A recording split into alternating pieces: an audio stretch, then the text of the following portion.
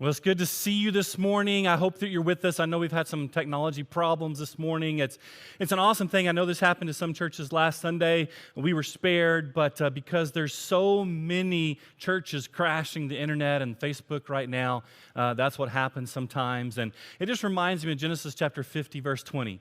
What the enemy has intended for evil, God has turned into good, that the gospel is being preached in so many unique and creative ways. And so we're glad that you're with us this morning. I want to give a shout out to the kids that are with us, and I want to let you know, kids, that you have a very special message waiting for you right now. You can find it on Aldersgate's webpage at the kids page, so aldersgate.online/kids.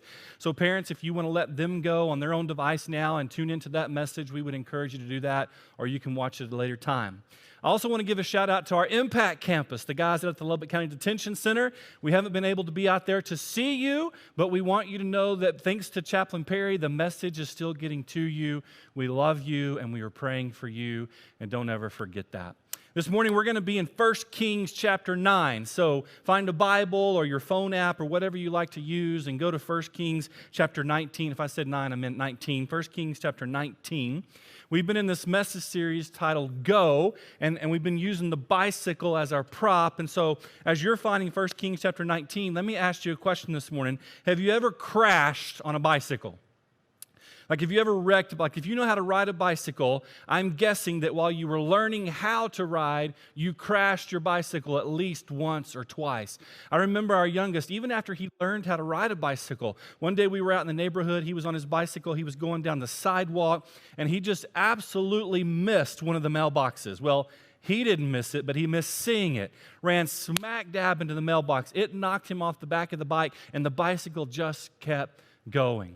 I know when I was growing up out in the country, my brother and I, we had bicycles and we rode them all over the place, dirt bicycles, and we loved to do tricks. And so what we would do is we would get to the point where we were just on one bicycle, and one of us would be on the seat and doing the pedaling and the handlebars, while the other one was sitting on top of the handlebars, and the other one's feet would be on the frame that goes over the front wheel. And one day, my brother and I, we were going down this hill out in the country where we lived, and we got to going so fast, my feet couldn't even keep up with the pedals, and all of a sudden, my brother, who was on the handlebars, his feet on the frame slipped and got stuck between the frame and the front wheel of the bicycle. The bike stopped like that, and it flipped, and it sent he and I flying so far, at least 500 yards. I know it had to be 500 yards, right? We flew out there forever because we crashed the bicycle.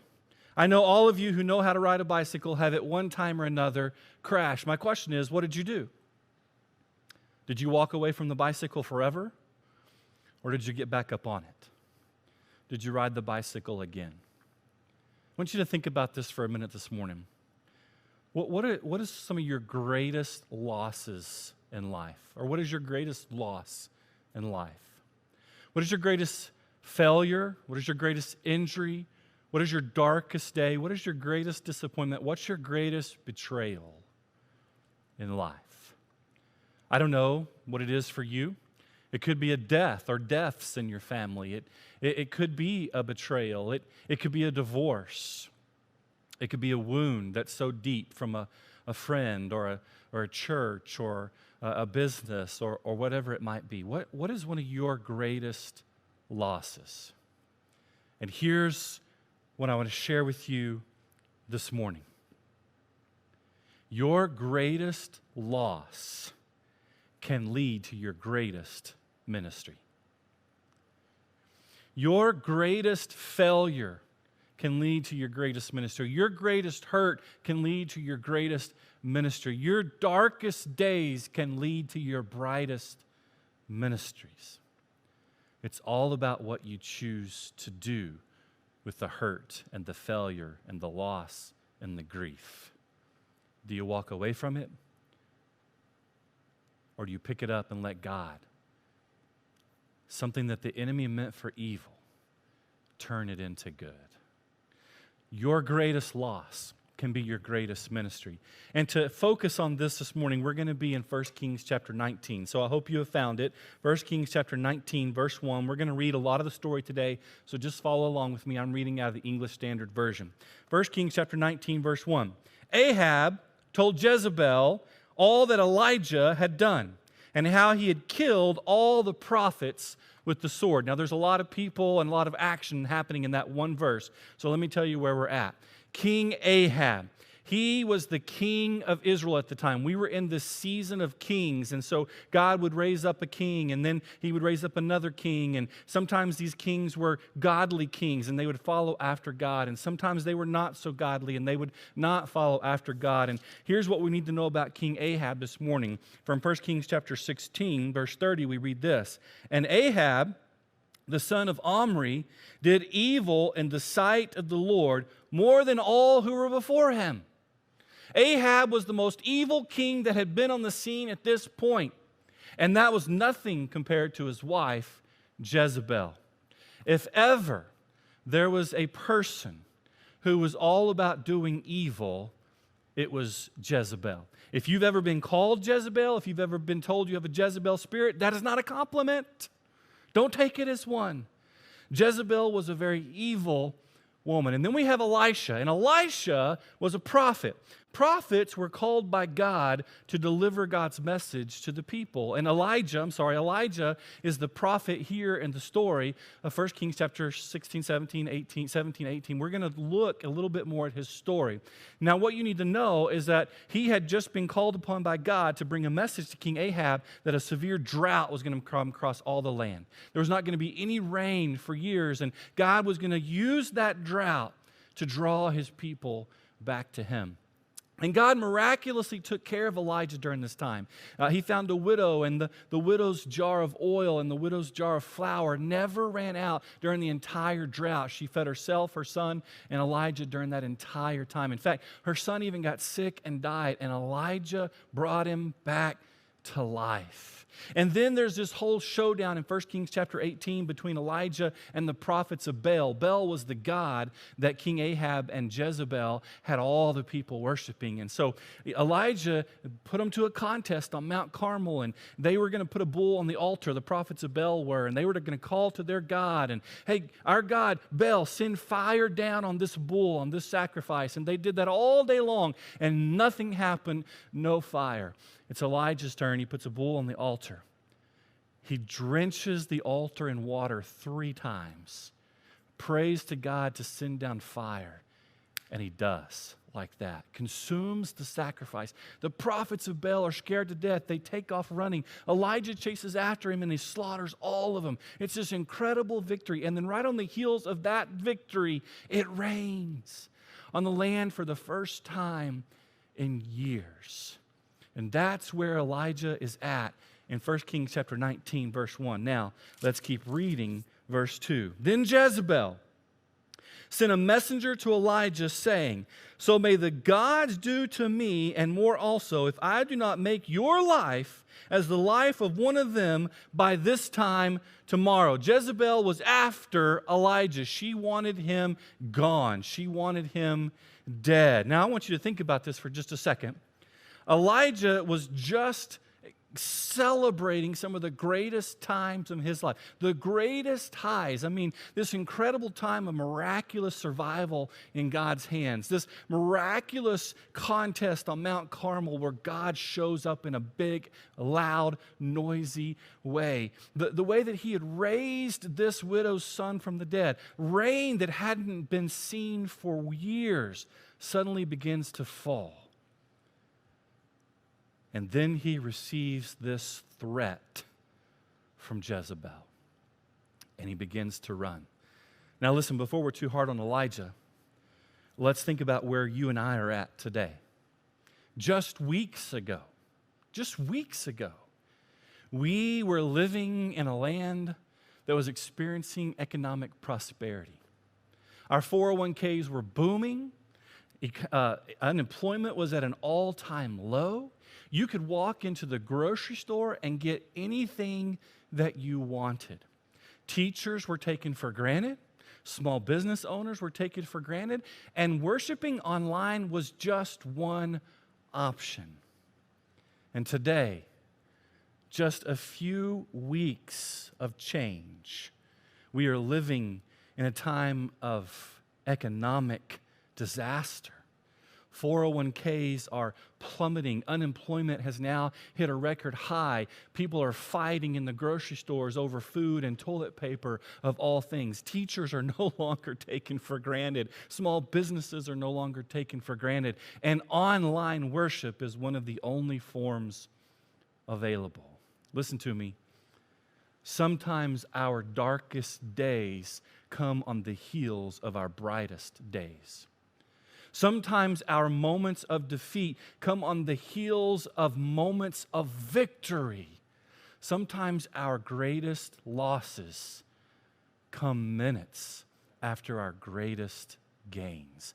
That's where Elijah was. That's what Elijah was experiencing, and that's what you and I are experiencing today. The question is, are we going to get back up on the bicycle or not?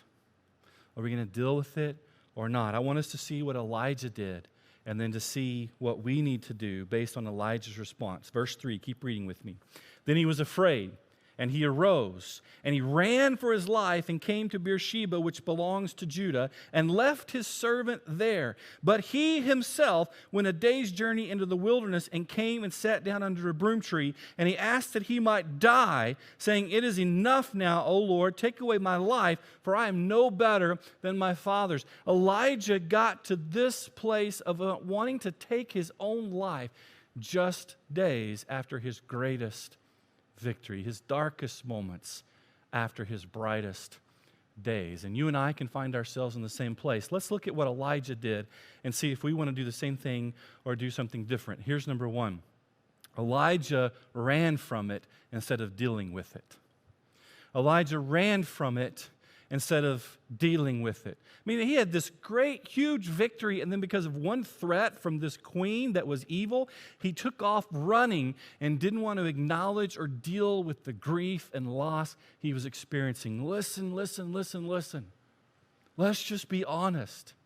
We are experiencing a great deal of grief, of loss, of change. Think about it in terms of a house. We lay the slab of a house, a concrete slab. That foundation is like our relationships in life. It's our community in life. It's everything that we base everything on. And it's just been destroyed. And the structure, the framing for the house is our routines in life. It's our structure in life. And they've completely been altered. We're having to work from home, away from people. We're having to close businesses. We're having to lay people off. Everything is completely been turned upside down. And then the roof of a house, our security, keeps us dry and warm. It's gone. The security that we once had, even if it was false security, is gone. Everything has completely been turned upside down. And I just want you to hear me this morning. We can't run from it. We have to deal with it. We have to live in that grief. We have to live in that loss. We have to acknowledge these dark days. It's so tempting to begin to cope with other things. We begin to turn. That's one of the hardest things about the time we're living in. Some of the things that we turn to are gone. Sports is gone. All these things are gone out of our life now. And so we're having to cope. I don't know about you, but I got to quit snacking. Like this staying at home and doing Zoom calls all day long and snacking, I can't keep doing that. But we begin to turn to those things to cope because we don't want to deal with where we're at in life. And if you hear anything this morning, I want you to hear this. We must acknowledge the place we're at. We can't run from it. And we've got to grieve what we're experiencing. We've got to deal with the loss. We've got to look at the bicycle that's crashed and go, that's not right. How do we deal with it? How do we get it back up right? I want you to know, as the pastor of Aldersgate Church, we care for you. We care for your grief. We care for your loss, and we want to know about it.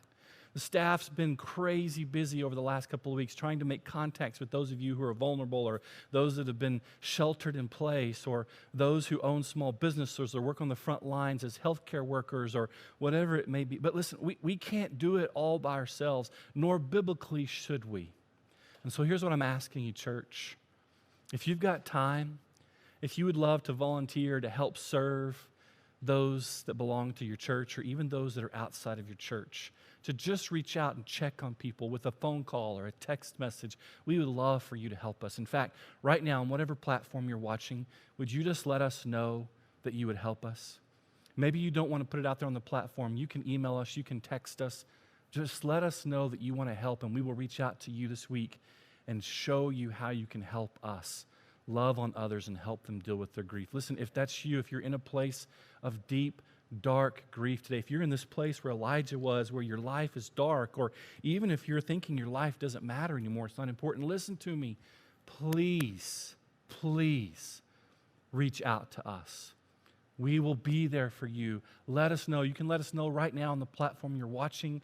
You can let us know through email or text message, or you can call us. Please let us know. But do not run from it. Deal with it. And let us help you deal with it. Here's the second thing that I see Elijah did. Not only did he run from it and not deal with it, he ran from it alone. He moved into a place of isolation and out of community. You see, he had a servant with him, and when he got to a certain place, he left his servant and continued to go on by himself. That's where he found himself, in that place that was so desolate that he wanted to take his own life. We cannot and must not, during this time, end up in a place of isolation. Well, how in the world can we keep from doing that when everyone tells us to stay home, don't get out, don't be around people, stay 6 feet apart, social distance yourself? Listen, technology is a gift given to us from God. And we must use that gift to remain in community. Pick up the phone, send a text message, use FaceTime. Do the old-fashioned thing and write a handwritten note and put it in the mail. We must find ways to stay in community. Isolation will only further our deepest, darkest days, but being in community will help us find those bright, sunshiny days again. Elijah isolated himself. Don't isolate yourself, but remain in community. Here's the third thing that I see that Elisha did. He chose fear over faith. Did you see that in verse 3? Then he was afraid. This is a guy who just took on all the prophets of Baal. But in this moment, he chose fear over faith. James chapter 5:17 says, Elijah is just like you and me. And I am so glad. I take courage from reading that, because I know that Elijah had highs in his life, and he had lows in his life. He had great victories in his life, and he had great defeats in his life, and he had great celebrations in his life, and he had great moments of failure in his life. He's just like you and me. He knows what it feels like, and oftentimes, because we are just like Elijah, we too can choose fear over faith. And here's what Elijah did to make that choice. He forgot the promises of God. He forgot the places where God had promised him what God promised him. He forgot things like we would forget in Isaiah chapter 43. Says that God will be with us when we go through the waters. When we go through the fire, it won't burn us. Or there's lots of different places in the Psalms, like Psalm chapter 30, verse 5. Sorrow may last for a season, but joy is coming. You see, we've got to hang on to those promises. Now more than ever, we've got to hang on to the promises of God. Well, how do I know what the promises of God are? Listen, technology is wonderful. Just Google them. Google God's promises, or God's promises in this place, blank, whatever that is. And if you got to get into your Bible and find the promises of God. If you've not been reading your Bible, start now. If you've been reading, read longer. You got to get into prayer. If you're not a prayer, start now. If you are, pray longer. We've got to do everything we can to dig into the promises of God so we may choose faith over fear. Let's keep reading the story of Elijah. Actually, I'm not going to read the next few verses. I'm just going to tell you what happened. Jesus showed up and ministered to Elijah. What? Wait, whoa. We're in the Old Testament. Yeah, I don't have time to go into it this morning. But a messenger of God showed up to minister to Elijah. And biblically, we know that means that it was probably Jesus himself that showed up, ministered to Elijah, gave him food, gave him something to drink, make sure he had plenty of rest, made sure he was taking care of himself. Jesus showed up and ministered. I'm reminded of the story in Matthew chapter 8 where the disciples were in the boat, and Jesus was as well, but he was taking a nap. They were crossing from one side to the other, and in the middle of the sea, this incredible storm came up, and the disciples were afraid. They chose fear over the faith because they're just like us too, or we're just like them. They went and shook Jesus and woke him up, and Jesus woke up and he just reached out his hand and he calmed the storm. Now listen, I want you to notice something. They hadn't yet made it to the other side yet. They were still in the middle of the sea, but in the middle of the sea, Jesus calmed the storm. It may be a while before we make it to the other side of this thing. It may be a while before you make it to the other side of your grief or your loss or your hurt or your betrayal or whatever it is. But listen, you don't have to make it all the way to the other side to know that Jesus is with you and that he can calm the storm even before you make it to the other side. Peace is not the absence of something, it's the presence of someone. And make sure that Jesus is in the boat with you, that he's in your life with you, and find the peace that he can bring even before we reach the other side. Look, let's keep going, all right? So if you skip down now to verse 9.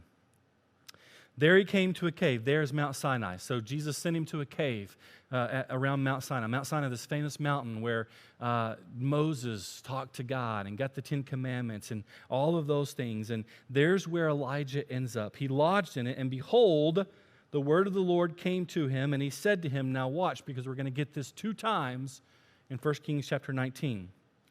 What are you doing here, Elijah? Can you just hear God saying that to us? What are you doing here? What are you doing here, church? Here's Elijah's response. He said, I've been very jealous for the Lord, the God of hosts.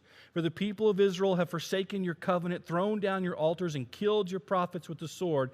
And I, even I only, am left. And they seek my life to take it away. Do you see what Elijah's doing here? He's having a pity party. God says, what are you doing here, Elijah? And Elijah says, I'm having a pity party because you're not doing things right. God, you're not taking care of this. You're not acting quickly. I've done all of these things to turn people back to you, and they're not turning back to you. And so why should I even continue to live? Have you ever talked like that to God? It's okay if you have. He's big enough to take it. And God says to Elijah, Elijah, listen. Listen for me. Listen to me in the middle of your greatest grief, in the middle of your greatest loss, in the middle of a pandemic. Listen for me. And so this great wind comes up and begins to blow, but God wasn't in the wind. And then the earthquake shakes the earth, but God wasn't in the earthquake. And then a fire comes, but God wasn't in the fire. And then 1 Kings chapter 19 tells us that in a gentle whisper, Elijah heard God.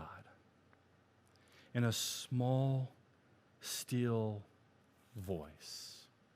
See, I think so often you and I are looking for God to work in the big and the loud and the noisy. We want these mountaintop experiences with God, and certainly Elijah had his handful of those, right? I mean, the defeat of the prophets of Baal and the miraculous provision during the drought and the rain and raising a dead boy from death to life. I mean, Elijah had plenty of these mountaintop experiences, but God wanted Elijah to know that he does his best work in his still small voice. Listen, God, in the middle of our grief and our loss and our hurts and our betrayals, God does his best work when he whispers so gently to our hearts. And we've got to put ourselves in those places. Like the psalmist said, be still and know that I am God. And let God do his work in that small, gentle whisper that God wants to do his work in. And out of that, God asked Elijah the question again. What are you doing here, Elijah? And Elijah gives the same response. His same pity party in verse 14. And then look at verse 15. After hearing Elijah's pity party, here's what God says. And the Lord said to him, go. God said to Elijah, go. Go, Elijah, if you keep reading in 1 Kings chapter 19, go, anoint this king over this people. Go anoint this king over this people. And go find Elisha and anoint him the prophet who will eventually take your place. Go, Elijah, there's work to do. There's people that need to be ministered to. There's people that need to be anointed and appointed. And there's things to do for my kingdom. Elijah, go, go, go. You can continue to sit here and have your pity party, or you can go. Listen, today we can continue to sit here and have our pity party because our bicycle has crashed. Our 401ks have plummeted. We may be losing our jobs. We may be losing employees. We may be losing money. We may be losing our independence. We may be losing all of our routines and structures. And we can sit here and just look at the crashed bicycle and have our pity party, or we can pick it up and we can get back on it and we can go and we can be the church that God is asking us to be. Now more than ever, the church needs to be the church. And so I would ask you, where can you go? Nowhere. I can't get out of the house. No. Where can you go? Even if you can't get out of the house, there are things you can do to be the church. I could preach for 15 minutes on it this morning.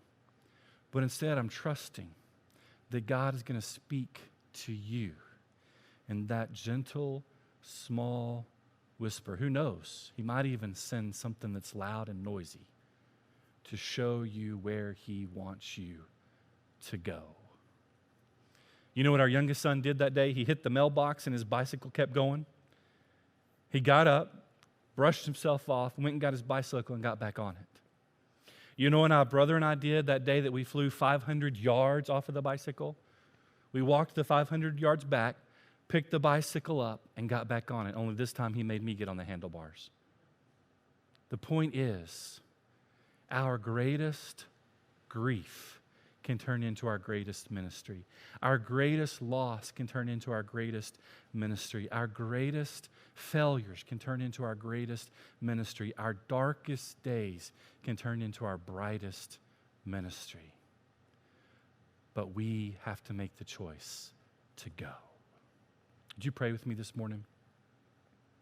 God, we thank you for this word from 1 Kings. We thank you for Elijah and the example that he gives to us today. And God, right now, with whoever's joined with us live or on demand later, whoever's listening in right now, God, I just ask that you would help us come to you collectively and give to you our grief, our loss, our hurts, our confusion, the unknown. That God, we wouldn't run from it, but we would acknowledge it and deal with it. That God, we wouldn't isolate ourselves in it, but we would talk to others about it. That God, we wouldn't choose fear in it, but we would find faith in it. That God, we wouldn't sit in our pity party crying about our crashed bike, but we would set it back upright the best we know how, hop on it, and go. Be the church that you're asking us to be. God, this morning for those who are listening and are in that place of loss and grief and hurt and are isolating themselves and living in fear and not wanting to reach out, God, I just pray that you give them the courage to reach out right now. That even on the platform they're listening on, that they would comment during this prayer that they need help. They need someone to talk to. God, I pray for those that you're calling to reach out, to get out of their comfort zone and to go. Maybe it's just by calling and checking on people this week, or maybe it's by delivering groceries, or maybe it's by picking up medication, or God, you're going to speak to us about what the going is. Let us be people that say, here we are, God. Send us. Let us go. We're going to continue to sing this morning. As we do, you have a choice to make. You can sit and stare at the crashed bicycle, or you can pick it up, trust in God, right on. May we all know that our greatest losses can turn into the most beautiful ministry.